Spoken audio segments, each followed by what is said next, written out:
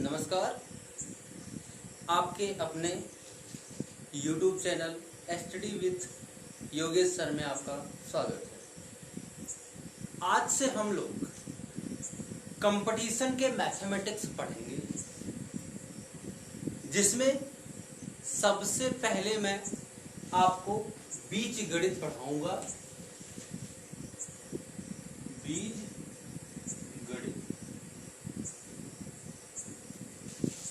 बीजगणित पढ़ने से पहले आपको बीजगणित का गुणा, भाग, जोड़ और घटाव, उसके साथ साथ कुछ इंपॉर्टेंट फॉर्मूले आने चाहिए। मैं आपको बीजगणित के गुणा, जोड़, घटाव, भाग ये सब बताने के बाद इन फॉर्मूलों को कैसे डेरिवेट किया जाता है ये बताऊंगा।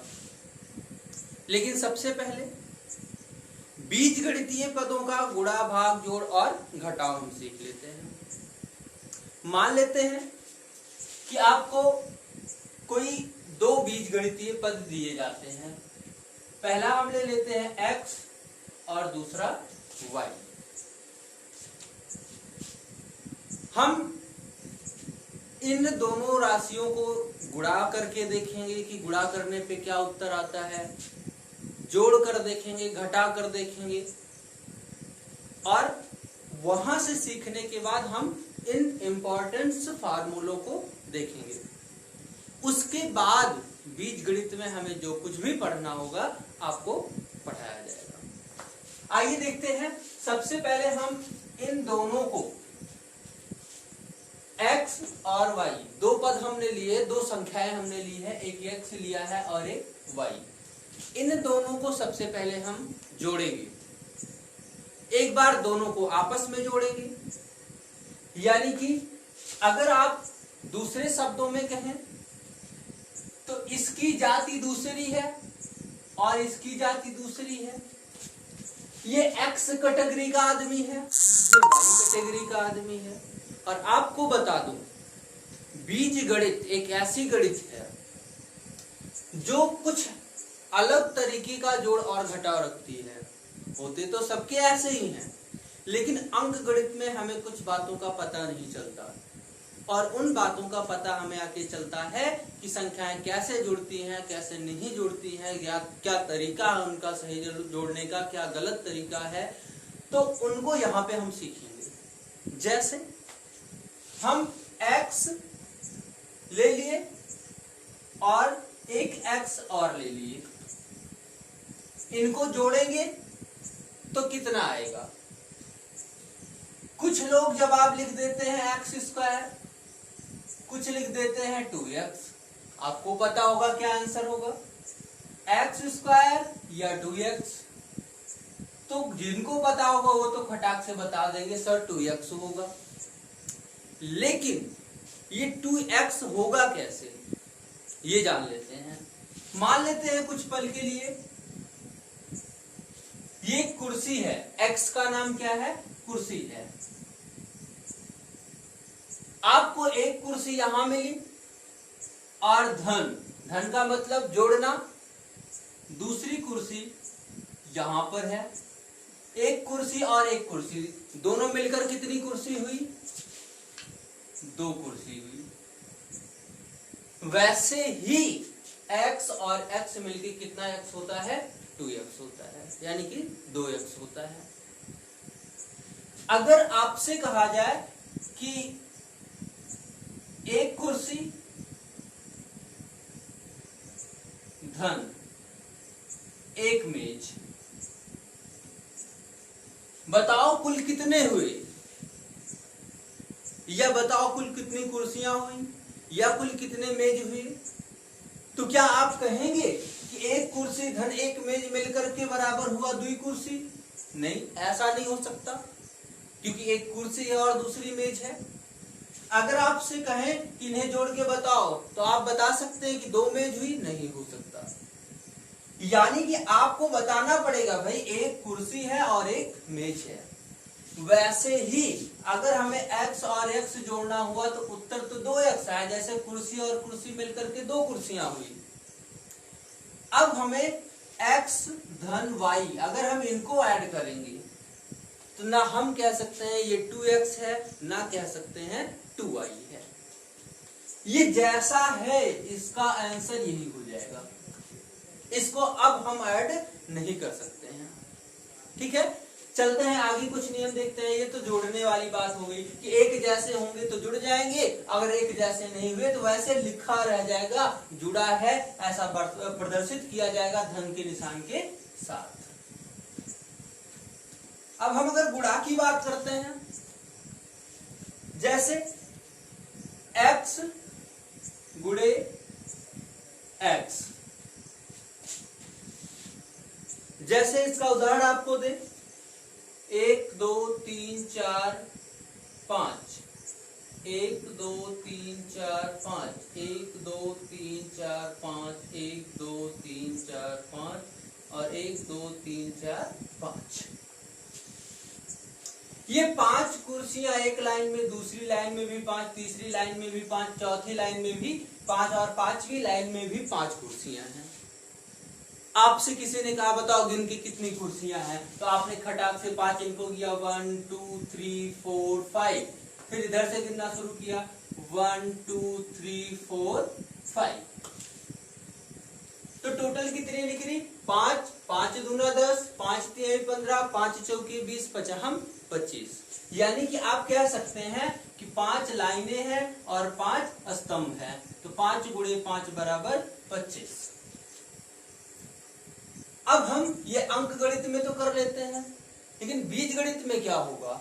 बीज गणित में इसका मतलब ये होगा कि 5 की घात 1 है गुणे 5 की घात 1 है, और गुणा में घातें जुड़ जाती हैं 5 की घात 2।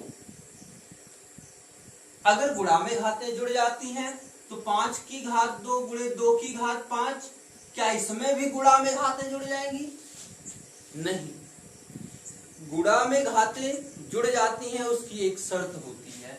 शर्त यह है कि यदि उसका आधार समान हो, एक जैसा हो। आधार किसे कहते हैं अब देख लेते हैं।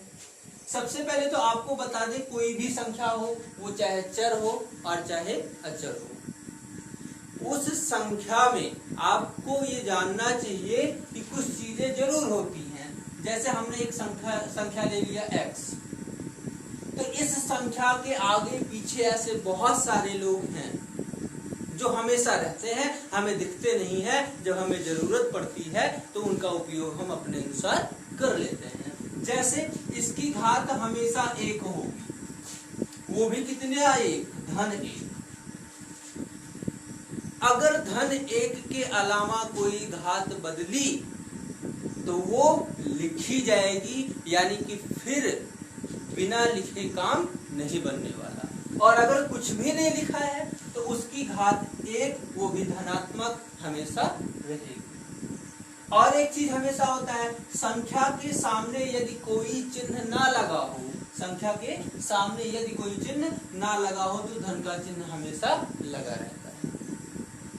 और एक चीज, संख्या में यदि किसी और संख्या से गुणा ना किया गया हो तो 1 से गुणा भी हमेशा रहता है, हमेशा उसमें 1 से गुणा रहेगा। और एक बात है, उस संख्या का हर भी हमेशा 1 होता है। इतनी चीज किसी भी संख्या के साथ हमेशा रहती है।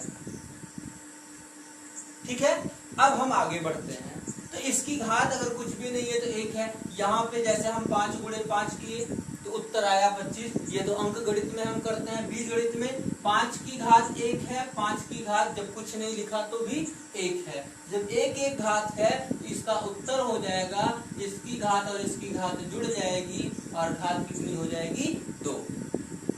मैंने आपको बताया कि गुणा में घातें जुड़ती हैं। यहाँ पे आपको बता दे बेटा कि ये जिसे 5 लिखा हुआ है तो 5 की घात कितना है? 1। ये कौन होता है? ऊपर वाला जो लिखा होता है ये घात होती है, और जो नीचे लिखा होता है इसे क्या कहते हैं? आधार कहते हैं। ठीक है ना, ऊपर वाले को क्या कहते हैं? घात कहते हैं। तो गुणा में घातें कब जुड़ेंगे, ये ऊपर वाले लोग कब जुड़ेंगे, जब नीचे वाले लोग आपस में बराबर होंगे, उनका समझौता एक जैसा होगा, वे एक जैसे दिखते होंगे। जैसे यहाँ पे देखो, इसका आधार 5 है, इसका भी आधार 5 है, घात भी 1 है, यहाँ पे तो आधार भी 1 है और घात भी 1 है। लेकिन कभी कभी ऐसा होता है कि जैसे हमने लिख दिया 5 की घातें 2 गुणे 5 की घातें 3, उत्तर बताओ, या x की घातें 2 गुणे x की घातें 3, उत्तर बताओ। तो यहाँ पे अब हम देखेंगे क्या आधार समान है या नहीं है। यदि है तो क्या होना चाहिए, यहाँ पे देखा तो आधार 5 है, यहाँ पे देखा तो आधार 5 है। अब अगर आधार बराबर है, एक जैसा है, तो गुणा में घातें जुड़ जाएंगी, यानी उत्तर हो जाएगा 5 की घात 2 धन 3 बराबर, उत्तर हमारा क्या आ जाएगा, 5 की घातें 8। ये हमारा आंसर हो जाएगा। अगर इसका गुणा करें तो यहाँ भी वही रूल अप्लाई होगा, बीजगणित में भी वही रूल अप्लाई किया जाएगा। x की घात 2 गुणे x की घात 2 बराबर कितना हो गया, x की घातें 5। आगे बढ़ते हैं, इसका उत्तर हो जाएगा क्या बेटा, x की घातें 5 गुणा हो गया। अब हमने अभी तक जो गुणा किया वो एक जैसे थे, या तो x x से लिया मैंने, या तो y y भी आप ले सकते हैं, y की घात 4 कर देते हैं गुणे y की घात 2 कर देते हैं। गुणा में घातें जुड़ेंगी, कब जुड़ेंगी, जब उनके आधार एक जैसे होंगे, यानी कि गुणा करने पर जो उत्तर आया 4 धन 2 बराबर y की घातें 6। अब हम अलग अलग राशियों को लेते हैं। अभी तक हम दोनों x लेते थे या दोनों y लेते थे, अब हम एक को x लेंगे और दूसरा y लेंगे, तब देखते हैं गुणा कैसे हो सकता है। भाई हो भी सकता है कि नहीं हो सकता है। जैसे हमने लिखा x की घात 2 गुणे y की घात 2। इस बार अगर हम गौर करें तो ये आधार अलग अलग है, एक का आधार है x, दूसरे का आधार है y। लेकिन एक बात देखें, यहाँ पे घातें एक जैसी हैं। दो कंडीशन हो सकती है सवाल में, या तो आधार एक जैसे होंगे, घातें अलग अलग हो सकती हैं, या तो घातें एक जैसी होंगी, आधार अलग अलग हो सकते हैं। यहाँ पे दूसरी कंडीशन अप्लाई होगी, यहाँ पे आधार अलग अलग है लेकिन घातें क्या है, बराबर। जब आधार अलग अलग हो और घातें एक जैसी हों, तब क्या करते हैं गुणा में, तब हम संख्याओं का गुणा कर लेते हैं और घातों को वैसे ही रहने देते हैं, यानी कि x गुणे y और दोनों की घात क्या लग जाएगी, 2। इस बार घात नहीं जुड़ी, लेकिन अगर घात जोड़ना होता तो ये दोनों एक जैसे होने चाहिए। अगर ये दोनों एक जैसे नहीं है, अब किसको ढूंढेंगे, घात को। क्या घात एक जैसी है, अगर घात एक जैसी है तो घातों को हम वैसे रहने देंगे, संख्याओं का गुणा कर लेंगे। एक उदाहरण अंकगणित का दे देते हैं आपको, जैसे 2 की घातें 3 गुणे 5 की घातें 3। इस बार आधार हमारे अलग अलग हैं लेकिन घातें एक जैसी हैं, तो इस बार क्या करेंगे, हम गुणा कर लेंगे आधार का आपस में, 5 दूना 10, लेकिन घात में कोई चेंज नहीं करेंगे। ये हमारा करेक्ट आंसर हो गया।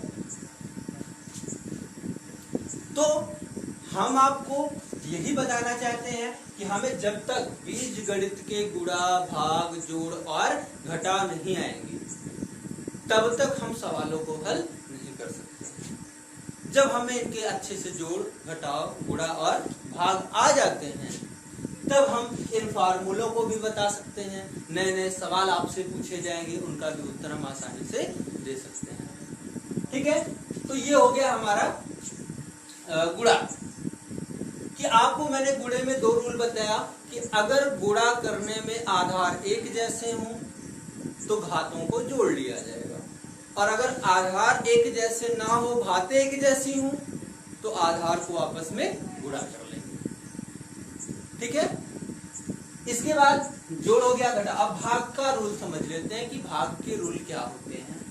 तो गुणा में घातें जुड़ेंगी, कंडीशन बता दिया मैंने। अब भाग की बात करें तो हम कह सकते हैं कि भाग में घातें घट जाएंगी लेकिन कंडीशन हो आधार समान होने चाहिए। जैसे हमने लिखा x की घात 2 भागे x की घात 3 कर देते हैं। अब इनको अगर आपस में भाग देना है तो सबसे पहले देखेंगे क्या इन दोनों संख्याओं की, ये कौन है भाई, अंश है, नीचे वाला कौन है, हर है, क्या इनके आधार एक जैसे हैं? पहली संख्या ऊपर वाली, ये नीचे वाली, इसे हर कहते हैं, इसे अंश कहते हैं। आधार तो इसका भी x है और इसका भी x है। अगर दोनों का आधार एक जैसा है तो मैंने तो बता दिया भाग में क्या होता है, भाग में घातें घट जाती हैं, घट जाती हैं। कब? जब उनके आधार समान होते हैं। यहाँ पे आधार समान है तो घातों को घटा दो, x की पावर 2 से 3 घटाई दियो। अब 2 रुपए तुम्हारे जेब में थे, घटाने का मतलब 3 रुपया घटा दिया आपने कुछ खरीद लिया सामान, तो 3 रुपया घटा दिया तो बचा कितना, 1 रुपया बचा, लेकिन कर्जा, तो आपका बचा x की घात ऋण 1। उदाहरण फिर से समझिएगा अच्छे से, जैसे 2 का मतलब आगे कौन सा निशान, धन, लेकिन ऋण 3 लिखा हुआ है यहाँ पे, ध्यान से देखिए, ऋण का मतलब होता है उधारी, कर्जा। अगर आपके जेब में 2 रुपया है और आप 3 रुपए कर्जे हैं, तो दोनों को जब आप मिलाएंगे, दुकानदार के पास जाएंगे, तो आपके पास क्या बचेगा, उधारी की जेब में पैसा, तो आपके पास बचेगी उधारी। कितनी बची उधारी, 1 रुपया। और उधारी को हमेशा ऋण से नोट किया जाता है और जमा को हमेशा धन से नोट किया जाता है, ठीक है ना। अब हम भाग का भी रूल बता दिए। अब भाग में ये कंडीशन है कि भाग में जब आधार समान हो तो घातें घट जाती हैं, लेकिन जब आधार समान ना हो, घातें समान हो, तो क्या हम भाग कैसे देते हैं, इसको भी देख लेते हैं।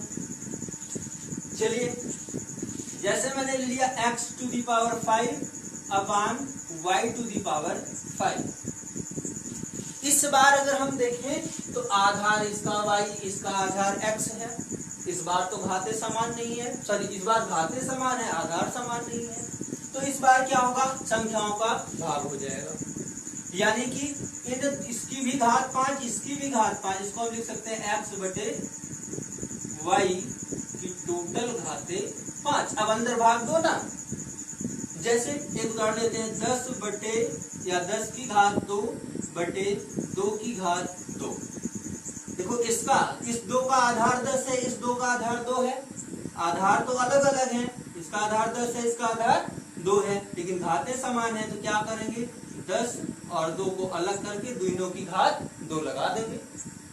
अब भाग दे देंगे, 2 पंचे 10, बचा अंदर कितना, 5, बाहर घात कितनी लगी हुई है, 2, उत्तर आया कितना, 5 की घात 2 का मतलब 5 को 2 बार गुणा करो, घात 2 का मतलब 2 बार। अगर 5 की घात 3 आया होता तो 5 का गुणा कितनी बार, 3 बार होता। सॉरी, ये 5 की घात जितनी होती है या किसी भी संख्या की घात जितनी भी होती है, समझ लिया जाता है कि उस संख्या को उतनी बार गुणा किया गया है। जैसे ये हो गया गुणा भाग, ठीक है। अब हम बीजगणित में और आगे बढ़ते हैं, देखते हैं सबसे पहला फॉर्मूला जो आपको प्रयोग में लाना है वो है a प्लस बी का whole square is equal to a square plus b square plus 2ab। कुछ बच्चों को ये फॉर्मूले याद नहीं होते हैं। याद करने का आपको सरल तरीका मैं बताता हूँ। याद करने का कोई सरल तरीका नहीं होता, सिर्फ मैंने आपको जो बताया कि आप संख्याओं का गुणा, भाग, जोड़ और घटाओ अगर आपको अच्छे से आता होगा तो आप इस फार्मूले को आराम से, बड़ी आसानी से 1 सेकंड के अंदर डेरिवेट कर सकते हो, निकाल सकते हो। आइए हम आपको इस फार्मूले को निकाल के दिखाते हैं। जैसे यहाँ पे लिखा हुआ है a प्लस बी, ब्रैकेट लगा, घात 2। घात 2 का मतलब इसको 2 बार गुणा किया गया, आपस में ही 2 बार गुणा हुआ है। जैसे a प्लस बी गुणे a प्लस बी, ये हो गया गुणा। अब इसको गुणा करना बाकी है, बीज गणित की रूल लगाएंगे और गुणा खटाखट कर डालेंगे। चलिए भाई गुणा करते हैं। इसका गुणा कैसे होता है? अभी तक तो हमने एक एक संख्याओं का गुणा देखा। अब ये दो लोग एक साथ धन में लिखे हैं और ये दो लोग एक साथ धन में लिखे हैं, इनका गुणा कैसे होगा? चलिए इनका गुणा करके चेक करते हैं भाई।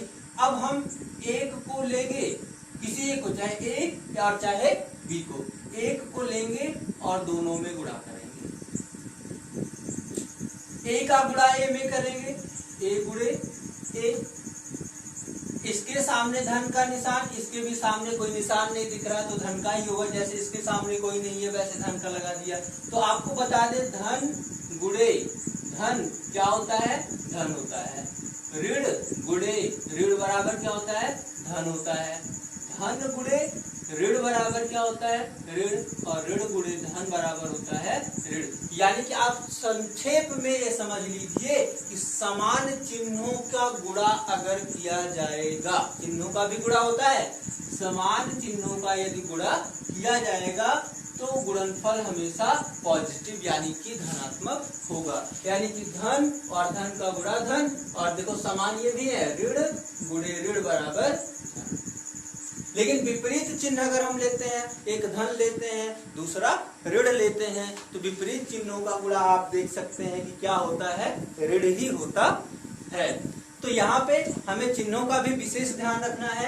आइए देखते हैं, ए का गुणा ए में किया तो ए गुणे ए, इसके भी सामने कोई निशान नहीं दिखा तो धन है, इसके सामने भी कोई नहीं दिखा तो धन है। आगे बढ़ते हैं, ए का गुणा ए में तो हो गया। अब बारी किसकी है?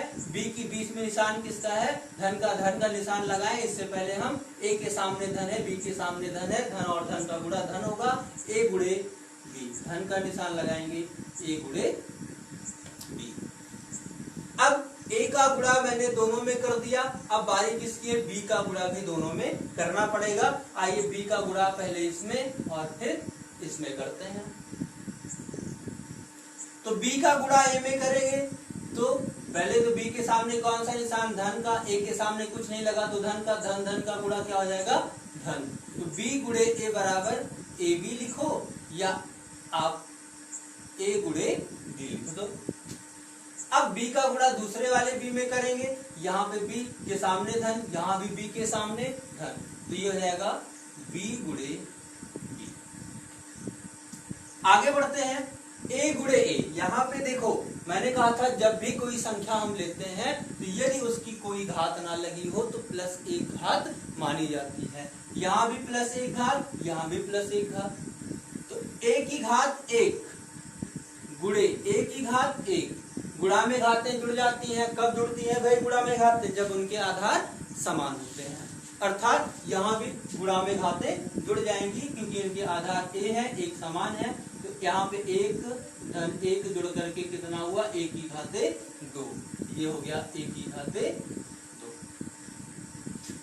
धन का निशान यहाँ पे अलग अलग है, एक a है दूसरा b है, तो इनका गुणा हम कुछ नहीं कर सकते, इन्हें a b बगल बगल लिख सकते हैं।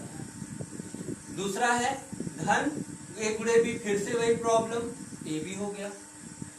आगे है b गुणे b। जैसे a गुणे a था a स्क्वायर, वैसे b गुणे b बराबर b स्क्वायर। क्या आया? a square plus ab plus ab plus b square. जब x धन x जुड़ के 2x, y धन y जुड़ के 2y, तो ab धन ab जुड़ करके 2ab क्यों नहीं हो सकता? तो ab धन ab जुड़ करके क्या हो जाएगा? 2ab। मतलब एक कुर्सी हिया मिलके दुई कुर्सी, धन b स्क्वायर। आप देखेंगे यही फॉर्मूला हमने यहाँ पे लिखा था। इस प्रकार हम सभी फॉर्मूले को निकाल सकते हैं। आइए दूसरे फॉर्मूले को भी निकाल के चेक करते हैं, क्या दूसरा फॉर्मूला भी ऐसे ही आ सकता है? तो देख लेते हैं भाई।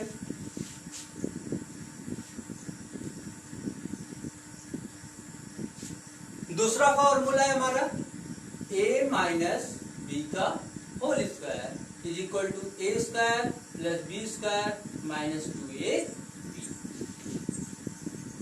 मेरा तो मन था कि ये क्वेश्चन आपको होमवर्क में दिया जाए कि आप खुद से करें, लेकिन फिर भी आइए हम आपको एक बार बता देते हैं, आप खुद से कोशिश दोबारा करेंगे। a माइनस बी का होल स्क्वायर घात 2 है, यानी कि 2 बार गुणा करना पड़ेगा। ये हो जाएगा a माइनस बी गुणे a माइनस बी। घात 3 होती तो कितनी बार गुणा करना पड़ता? a माइनस बी गुणे a माइनस बी गुणे a माइनस बी, लेकिन घात 2 होने की वजह से हमें 2 बार ही गुणा करना है, a माइनस बी गुणे a माइनस बी। आइए a को लेते हैं और दोनों में गुणा करते हैं। a का गुणा a में करेंगे तो a गुणे a, ये भी धनात्मक ये भी धनात्मक, धन धन का गुणा धन होता है। अभी मैंने बताया था सेम चिन्ह अगर होंगे एक जैसे तो पॉजिटिव आंसर, और अगर विपरीत चिन्ह होंगे तो उनका गुणनफल का जो उत्तर आएगा वो नेगेटिव आएगा। ठीक है ना? आइए देखते हैं, पॉजिटिव दोनों थे तो पॉजिटिव, कोई दिक्कत नहीं। अब a का गुणा b में, a तो पॉजिटिव लेकिन b के सामने कौन सा निशान लगा हुआ है? ऋण का, तो धन ऋण का गुणा विपरीत हो गए, ऋण हो जाएगा, a गुणे b बराबर a b। अब बारी किसकी है? b की। माइनस है b, ध्यान से देखो उसके सामने किसका निशान है? माइनस का, तो माइनस b गुणे माइनस a बराबर माइनस प्लस का गुणा क्या हो जाएगा? Minus a। फिर माइनस और माइनस, देखो दोनों सेम मिल रहे हैं, दूसरी बार गुणा करना है इसमें, तो माइनस b गुणे माइनस b, माइनस माइनस का गुणा प्लस हुआ, और b गुणा कर लेते हैं। अब a का गुणा a square minus a b minus a b, यानी एक जगह दुई कुर्सी रहा और एक जगह दुई रहा, तो मिलके क्या कुर्सी? 4। वैसे माइनस ए बी और माइनस ए बी दो जगह से मिला हमको 2 ए बी, और बी बी का गुणा प्लस बी स्क्वायर। ये हो गया हमारा अगला फॉर्मूला। यानी कि पहले और दूसरे फार्मूले को हम आसानी से याद कर सकते हैं। आपको बता दें, पहला और दूसरा फार्मूला दो और अलग अलग फार्मूलों को जन्म दे सकता है। जैसे ये है आपका, यहीं से देख लेते हैं,